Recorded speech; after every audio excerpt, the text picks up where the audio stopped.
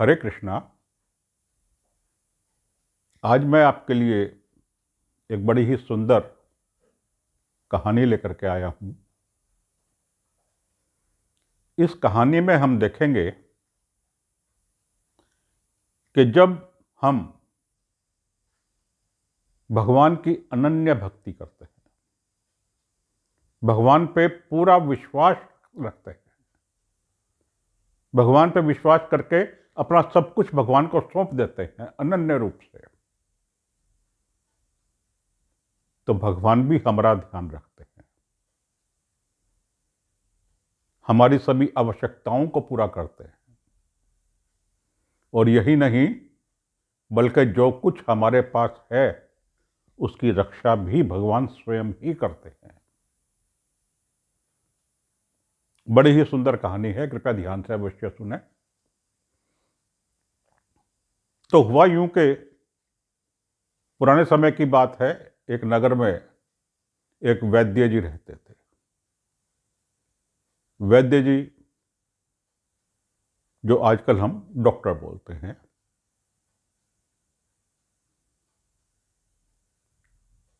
तो जिस घर में वैद्य जी रहते थे, घर के पीछे के हिस्से में वो खुद रहते थे और आगे के हिस्से में उन्होंने अपना दवाखाना बना रखा था, अपना क्लिनिक बना रखा था।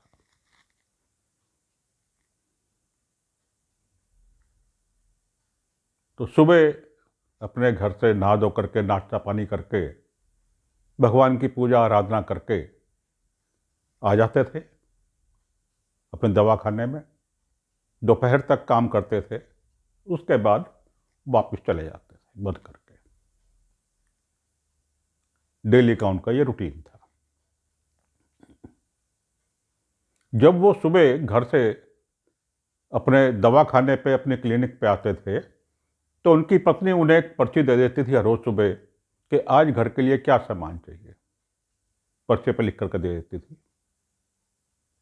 आटा, दाल, चावल, घी, तेल, चीनी, क्या चाहिए वो सारे सामान की लिस्ट बना कर दे देती थी कि घर में आज क्या चाहिए। पर्चा लेकर के वो आ जाते थे अपने दवाखाने में। आकर के वहाँ वो उसको खोल के देखते थे और हिसाब लगा लेते थे कि आज जो सामान मंगवाया है, कि भाई आटा मंगवाया है, घी मंगवाया है, चावल मंगवाया है, ये कितने का आएगा, उसका हिसाब लगा लेते थे। उसके बाद जो पेशेंट्स, जो बीमार व्यक्ति उनके पास आते थे, उनको देखते थे, नाड़ी देखते थे, नब्ज देख करके वो बीमारी का इलाज करते थे। नाड़ी देखते थे, देख करके जो बीमारी होती थी अकॉर्डिंगली दवाई दे देते थे और अपने पैसे ले लेते थे। जब वो देखते कि आज के जो सामान की लिस्ट है उसके लिए पैसे आ गए हैं, उसके बाद वो पैसे लेने बंद कर देते थे कि भगवान ने आज की मेरी जरूरत पूरी कर दी है।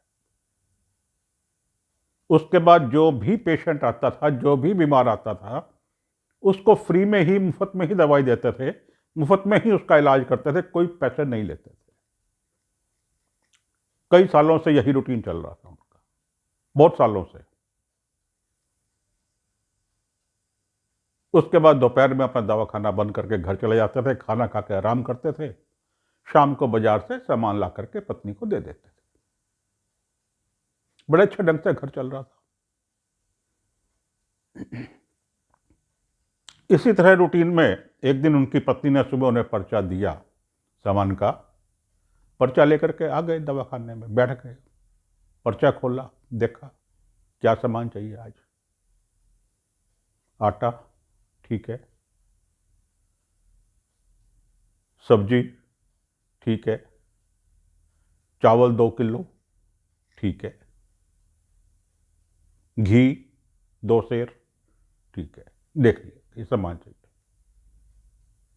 उसके बाद जो आखिरी आइटम थी पर्चे में, चौंके देख कर आइटम को। पढ़ते साथ वैद्य जी एकदम चौंके कि ये आज क्या लिखा। उनकी पत्नी ने लिखा था कि बेटी की शादी नज़दीक आ गई है, 22 तारीख की है, उसके दहेज का सामान, बेटी की शादी के दहेज का सामान। बड़े चौंके कि बात तो ठीक है, शादी तो नज़दीक आ गई है, 22 तारीख की शादी है, दहेज का सामान तो चाहिएगा। उन्होंने चुपचाप पेन उठाया, अपनी कलम उठाई और उसके आगे लिख दिया, क्या लिखा? प्रभु का काम है, वही पूरा करेंगे। प्रभु का काम है, वही पूरा करेंगे लिख करके पर्चा बंद किया। बाकी सामान देख लिया सारा कि इस सामान के लिए इतने पैसे चाहिए, बंद कर दिया, पर्चा रख दिया साइड में। पेशेंट आते गए, देखते गए, दवाई देते गए, पैसे लेते गए। उस दिन के सामान की जो लिस्ट थी उसके अनुसार जब पैसे इकट्ठे हो गए, पैसे आ गए, आगे फ्री देखना शुरू कर दिया, जैसे डेली का रूटीन था, पैसे लेने बंद कर दिए। जब दोपहर हुई और दवा खाना बंद करने का समय आया, तभी उनके दरवाजे के बाहर एक बड़ी सी गाड़ी आकर रुकी।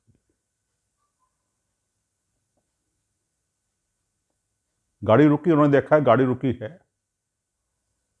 सोचा कोई आया होगा, आते रहते थे लोग। गाड़ी से उतर करके एक व्यक्ति अंदर आया, बड़े अच्छे कपड़े पहने हुए, सूट बूट, आकर के वैद्य जी को प्रणाम किया। वैद्य जी ने बिठाया उसको, बैठ गया वो।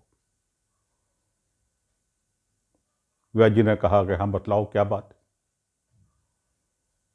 तो कहने लगा, जो व्यक्ति आया था उसने पूछा, आपने मुझे पहचाना?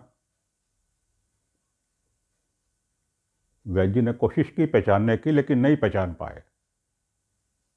फिर वो व्यक्ति स्वयं ही कहने लगा, आप पहचान भी नहीं पाएंगे,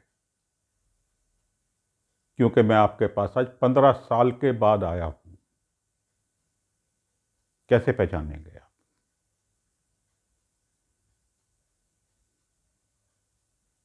उस व्यक्ति ने कहा कि आप याद कीजिए, जैसे आज दोपहर हो गई है और आपका दवाखाना बंद करने का समय हो गया है, अब से 15 साल पहले भी ऐसे ही दोपहर को आप दवाखाना बंद करने के लिए आए। गर्मी का मौसम था, तपती दोपहर थी। दवाखाना बंद करने से पहले आपने गली में झांक करके देखा तो जो आपके दवाखाने के पास एक मैकेनिक की दुकान थी, गाड़ियां वाड़ियां ठीक करता था, वहां मेरी गाड़ी खड़ी थी, खराब हो गई थी, ठीक करने के लिए वहां खड़ी थी, मैकेनिक ठीक कर रहा था। वहां बैठने को कोई जगह नहीं थी, तो मैं धूप में ही खड़ा था, गर्मी में।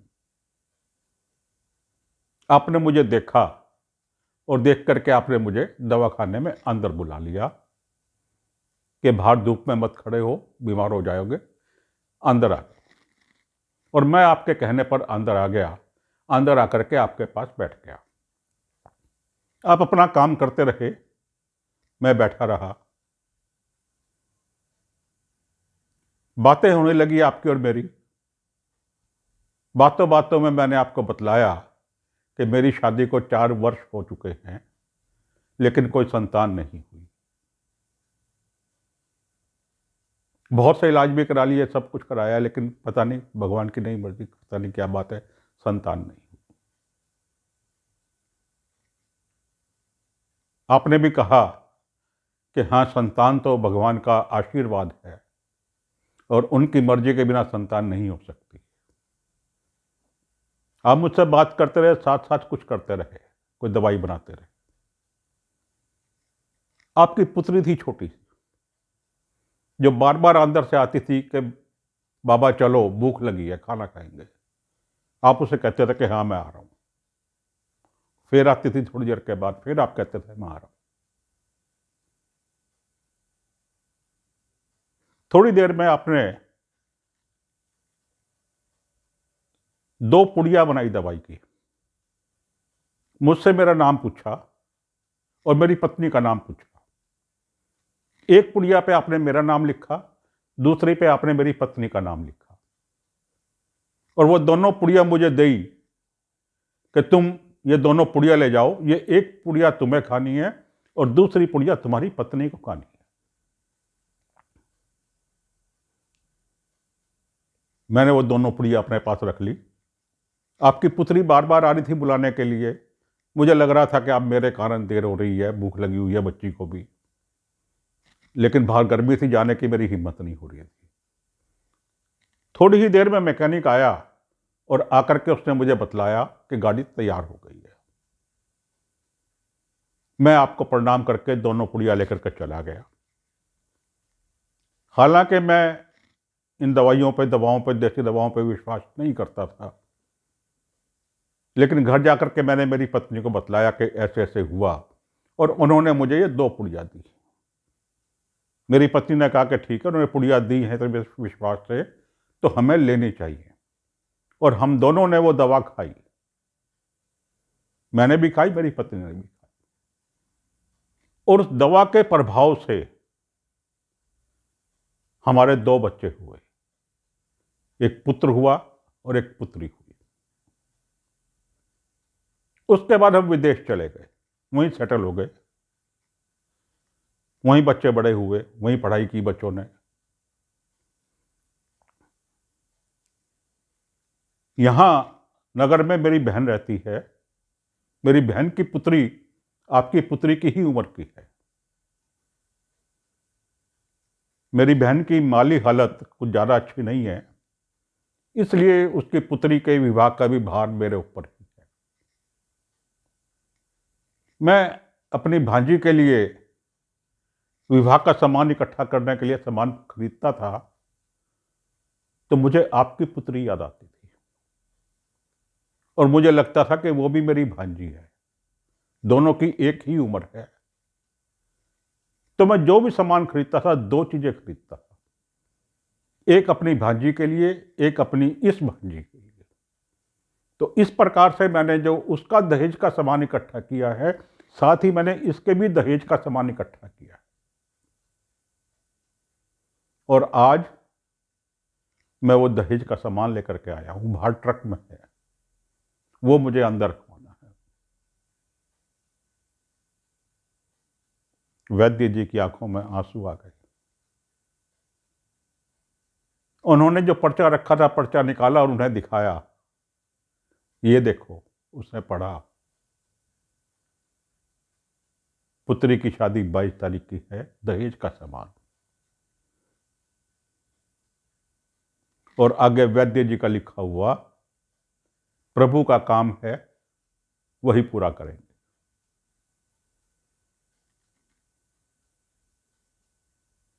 बाहर ट्रक में से सारा सामान उतरवा करके अंदर रखवाया, पूरा शादी का दहेज का सामान आ गया।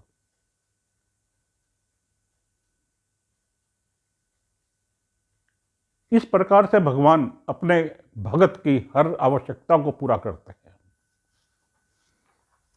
पूरा ध्यान रखते हैं अपने भगत का। भगवत गीता में भगवान ने यही बात कही है, बड़े खुल के कही है, बड़े साफ शब्दों में कही है। 9वें अध्याय का 22वां श्लोक, चैप्टर 9 वर्स 22, 9वां अध्याय 22वां श्लोक। अनन्यश्चिन्तयन्तो माम ये जना पर्युपासते तेषां नित्य अभियुक्तानां योगक्षेमं ब्रह्ममयम्। इसका अर्थ है, जो लोग अनन्य भाव से मेरे दिव्य स्वरूप का ध्यान करते हैं और निरंतर मेरी पूजा करते हैं, उनकी जो आवश्यकताएं होती हैं उन्हें मैं पूरा करता हूं, और जो कुछ उनके पास है उसकी मैं रक्षा करता हूं। भगवान ने बड़े साफ शब्दों में कहा है कि जो मेरे अनन्य भगत हैं, अनन्य रूप से मेरा चिंतन करते हैं, मैं उनकी आवश्यकताओं की पूर्ति करता हूं और जो उनके पास है उसकी रक्षा करता हूं, जैसा कि हमने इस कहानी में सुना। एक बार भगवान का हम विश्वास करके तो देखें। हमारी यही कमी है कि हम भगवान का विश्वास करना नहीं चाहते, भगवान का विश्वास करते नहीं।